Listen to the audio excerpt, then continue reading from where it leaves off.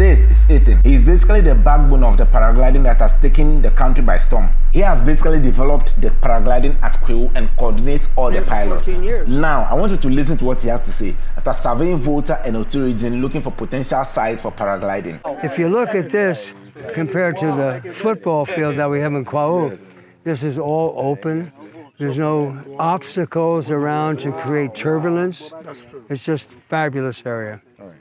And in my opinion, this is a diamond in the rough here. Not long ago, there was a collaborative effort between the Ghana Tourism Authority and the Volta Development Forum to develop paragliding in the Volta region. And before I send you behind the curtains to tell you what happened, I want to tell you the basic requirements for a mountain that can be suitable for paragliding. First of all, the mountain needs to have a gentle side where a road can be carved or created for vehicles to drive all the way to the top. Secondly, the mountain needs to have a flat surface or a flat top where people can gather, and then the launch pad, that will serve as a launch pad where people can actually jump off for the paragliding. Third, the other side of the mountain needs to be steep so that when you're jumping off, you can actually basically like free fall. That's the third requirement. The fourth and almost most critical one is a landing site, a place that is bare enough, large enough for people to land after floating in the air and then coming down. But one other critical component that sometimes it works also, but it's not very critical, is wind speed and wind direction. These are the 5 basic requirements. Now, after the basic survey and everything, some mountains have been ruled out completely. Number 1, Afajato, highest in West Africa, but it doesn't even come close to meeting the requirements for such a mountain. Then we have one here, Galenquito at Ho, also hasn't met those requirements. One that might meet the requirement to somewhere be like Abutia, but that one, it doesn't mean the first one where vehicles need to get to the top. But there are some very promising ones in the Volta region. We have Mount Gimi at Amajope. We have another mountain around the waterfalls in Likpe. I don't know the name. Actually, I'll get the name. And then third, the famous Adapro Mountain. And now we got that out of the way, let me take you behind the closed doors and show you or tell you what transpired at that meeting. If you're finding this valuable in any way at all, hitting that subscribe button wouldn't be a bad idea. What do you say? Let's go. I informed the other executives from the Volta Development Forum. So quickly, the tourism committee was tasked to join me because it was a festive mood. Most of our colleagues have traveled, so they tasked some members of the committee to join me as the executive director to come and then see the delegation coming from Accra, then to assess the 3 places that are in the region. So in the nutshell, Volta Development Forum, we plan having the mega festival, Easter festival next year, starting from the southern Volta all the way to Oti region, so that we can make it bigger. Even beyond Ghana, people travel from wherever they want to. We just want to make it. We've had the Crew one for more than 20 years. And of course, if you're looking at the impact, we've had a lot of impact. What about other places? So we're looking at diversifying the event so that we can equally build the tourism traffic in these areas. Even the taxis, those that are using the taxi going up and down, they all get money. People selling banana, those that you will not value, they all get something in their pocket. So that's what tourism is supposed to be. Not just the people flying, but it brings a lot of people into the destination. The only challenge, as Ed said, is the road, access road, because we have to go with our vehicles and then take the gliders and others up there. So before they fly them, when they land, you have to take them up. So it means that we need to do everything our possible means to ensure that we can get the road fixed. When the road gets fixed, others follows. The major challenge for tourism within this environment has been the accessibility. Once the road is okay, people are more inclined to move towards that area. We have the hardcore adventurers. They don't mind, they like these kind of places because they're off the beaten track. They are there. But the majority of visitors, majority of tourists, want a certain bit of comfort, not too much. But if there's accessibility, then the traffic can start coming. And once the traffic starts coming, you are sure that people will start taking advantage of putting some small food joints around and stuff like that. So that is a major issue. I'm happy that the DC is here. The other issues have been taken care of. Safety and regulation, scenic landscape, all those things have been taken care of. Favorable weather conditions. So the other stakeholders also know what to do. For now, let something start there, and then the road will take care of itself. And that one, I'm very sure on it. The paragliding works, most of the work has also been done. So it's not now that they are going to even measure the wind, and they have all the details, and they have actually documented them. So it's just a matter of just looking at the road, and then we also come in and then off. They have already practiced here. The PR and marketing team are all there. And make sure that we get the numbers to be here. Yeah. You know, in recent times, we're promoting domestic tourism. So it's something that is really within the confines of the authority to make sure that we whip up the interest of Ghanaians to appreciate our. So if you have a second one, then our PR and marketing becomes very easy to be able to drive traffic to both areas. I am just nothing but happy of your coming today to help me to build the district, because it's my target that tourism is one of the key things that I'm going to hold in this area to boost the district, because it's a new district. So if you're coming, as a district chief executive, I also do my best, those that I can also lobby to come and support for the tourism area to grow in the area. I will not hesitate to fall on you to give me the guidelines, including my brother Emma and his brother, so that we can make the place lucrative for tourism attraction. So initially, they went to the top and surveyed everything and realized that the location at Likpe would be the very best option to make it work. But then they need to survey some other places to see if there will be a good landing site. So the team decided to move to a landing site at Likpe. If we start flying and the wind changes a little bit, or we want to land somewhere else, we can easily land in one of the other landing zones. We don't have to come here all the time. Although this is the best one because it's large and a lot of people can come around here for spectators. When we flew here, this whole area was loaded with all the local people. Beautiful area. So nice.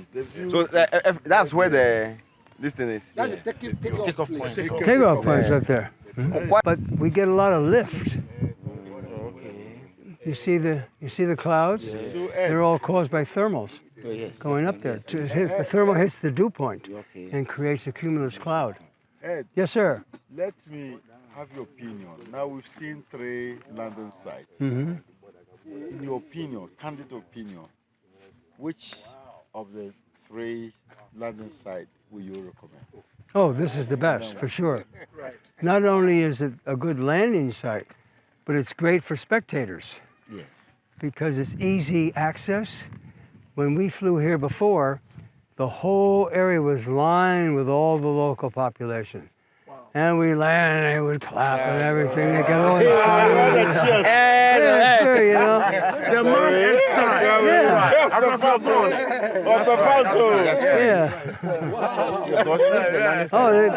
It doesn't get any better than this. If you look at this compared to the football field that we have in Kwao, this is all open. There's no obstacles around to create turbulence. It's just a fabulous area. And in my opinion, this is a diamond in the rough here. For sure is. Like those words. Right. It's a diamond. It's a diamond in the rough. It's a diamond in the In the rough. It needs to be polished. It needs to be polished, man. All you need to do is polish it, and you have a. Well noted. The only thing is that here, the advantage here, which I see, is that community participation. You know, whilst we have the other community can also. Sound will be there. So that also the people here will also enjoy it. Let me interject one thing why this is such a good spot. In the wintertime, Kwa'u, we're really, it's a big challenge to fly in Kwa'u in the wintertime. There's a Hamatan. Okay. Possible, but it's very cloudy, you can't see, we can only take off now and then. Here, in a light Hamatan, you'll notice this escarpment, it goes north to south. Well, the Hamatan comes from the northeast. So this whole area is blocking the wind, and this whole area heats up during Hamatan. Around November, December, January. Exactly, yep. But this whole area now heats up because the Hamatan is blocked. Most of it. There's some of it comes over, but most of it is blocked. So therefore, that's why it's such a good flying place during light Hamatan. During strong Hamatan, it's not so good. December. We did it in December. December, Our January. best one was in Christmas time. Yes. Then we did another one. That makes a strong case. Yeah. Yes, and you see, it's very, very important. That's why I'm so happy. It means that we can have two. So are you making paragliding case flights. for December, right? Yes. Oh, easily. Yeah, Yes. so that's making it. Somebody Then raised that's that because question of on video. ambiguity. Easy. Because once you go in for quote, people will say, we want to spoil our milk. Right. Oh, I get my point. Stanley, take So notes. once we December, have it's December, yes, it means that we can have the Hours. quote, and then we can have this is your own. No, Exactly. we can have two in a We can have in a year. Two in a year. Two in a year. No, we organize ours in December. Yes. Then the other place The in SMAS, December. yes. Yeah, you know, So SMAS. came and We target SMAS and then we do it Maybe we on target SMAS. here for Xmas, another place in Volta region for New Year. Easter. Easter. Yeah, Easter. Can they run You both? do the Easter. No, not. Of course, if the way we go to check is okay for him, then fine. Yeah. Yeah, we are not going to assess that one. So when we assess and say it's good, that's fine. I'm going to send you some publications that after we flew here, the MP published a couple things saying, oh, this is such a phenomenal place. She thinks she wants it to be an international event now. International, not just national, which is true. We can get a lot of people from Europe, all over, Japan, all over, Asia. And because paragliding in Africa, most of them go to South Africa all the time. Nobody comes to Ghana. But I have a lot of people that want to come to Ghana because I talk to them. Say, oh, listen, we want to get the experience of Ghana. We've never experienced it. And it's just a fabulous experience for them. Yeah, I'm getting it. I'm trying. Yeah, because everybody goes to South Africa. They need to come here Yeah. to see what it's really about. Yeah. You know? Yeah. South Africa, they might as well be in New York City, you know? Yes. Am I right? When you got it, fly over you the know? falls, you see the local birds flying around there. It's just, it's unbelievable. Unbelievable. Because you have 3 falls going down there. It's just unbelievable. You can't even describe it. Most people look at it from the ground up. Yeah, but you from Very, up down. and very it's few beautiful. people have experienced it from the Yeah, top so When down. you're up there, yeah. I experienced from the top. From the top down. This is a very experience something. When you are up the paraglide and you are looking down, it's Down. different from when you are looking up. That's right. I'll take you for a flight. I will, Oh, sure. I will. Oh, sure, I'll take you for a flight. And you can take some photos I there. will. It's just phenomenal because most people don't see the third one up there. Yes, They just see 2. Wow. And then when you're up there, you see the beginning one, 3 of them. It's just phenomenal. Yeah, people have no idea of the beauty and the culture. They have no idea. Absolutely no idea. Yeah. And the people are so friendly. I mean, friendly isn't the word. They're like, oh, they're so good, yeah. Yeah. But this is the thing, looking at the topography of Amejope alone, looks like Gemi wouldn't be suitable. Yes, there's one side that is gentle, but cars cannot drive to the peak of it. And then the top, well, they can still work around the top. But the other side that is supposed to be steep is steep, all right, but then it meets another mountain. So by extension, Amejope still wouldn't be a good option. So the team decided not to waste time at all and move straight to Adaklu. Now, Adaklu is a very interesting one because if you look at the mountain, from all sides, it looks different from every side. There's one side that is super gentle to climb and everything, and the other side, obviously, is a steep fall.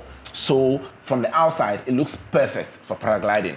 But, you know, the experts need to go there and take a closer look. So the team moved all the way to Adaklu.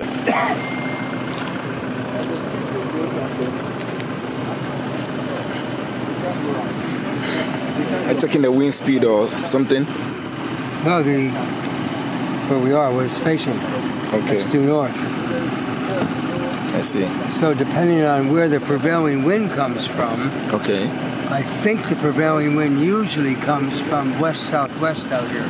Okay. I'm not sure. It probably, if that's true, the prevailing wind would be coming from here,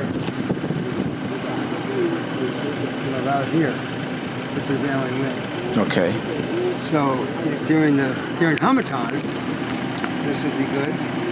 This is facing north over here. Hamatan, north and northeast. The Hamatan comes from here. The question is it prevailing wind, west or southwest? Do you know? I can't tell. Oh, I have to check the local meteorology. No, we can do that. We can do that. That's Oh, that's easy. I can find The out. reason I say that is because if it's prevailing west-southwest, then this is where the prevailing wind comes from, right here. Right here. And we fly into the wind. During Hamatan, now we'd be northeast. Yes. Here. So if that's the case, we could fly in this direction. This way. Over here. I'd like to see at least where the road is. So let's have a look at it. That's what I was just talking about. That where is the access possible road, even if we have to develop? So that once we're able to identify the road, and even if it's not accessible, then we know that there's the possibility of constructing the road up there. And then another one is also going to see the terrain and the scarp. You know, whether it is easy to That doesn't slide. bother me. That doesn't bother me. No, that's not a big concern because it can be made. Yes, It's just launching. We could do that. you can do The that. landing is fine. You notice the football fields down here? Yeah, I've seen We that. notice that right away. Yes. That's what we need. Perfect. Yeah. The most important thing is the landing. It's landing. And we have landed. There's one Yes. here and there's one also the next town. no, Yeah. So I just want to it is possible, isn't it? Oh, It's possible. Oh, sure. Yeah, that's what we need. No, but you It's see, possible. I would like to just have a look at that road. Yes. That's what let's go. So let's go. we got to Adaklu quite late, and then the team or the one leading us decided to send us to the steep side so we take a look. But the expert, the stern guy, that old guy who is the super pilot, decided, no, we need to actually look at the other side where vehicles can drive to check wind speed and everything. So we started going. Not all the vehicles were able to make it. In a convoy, we were about 4 or 5 vehicles, but only 2 vehicles made it to the top because the road was crazy bad. So the other vehicles stopped at the back, and then that was the end. Not like the end of Adaklu anyway. But then some other arrangements are going on, which I cannot talk about now. But I can promise you Adaklu also looks promising. One thing that has been assured to all of us is that hopefully by 2026, we will start having commercial level paragliding at least Nikwe. It is likely that Volta region is about to take the kick away from Kwewu, and then I'm going to explain why. Because looking at all the parameters that are needed for paragliding to work well, Volta region or Likpe area has surpassed all the requirements. I'm going to tell you in this next video, comparing paragliding in Kwewu and then potential paragliding in the Volta region in this video down here.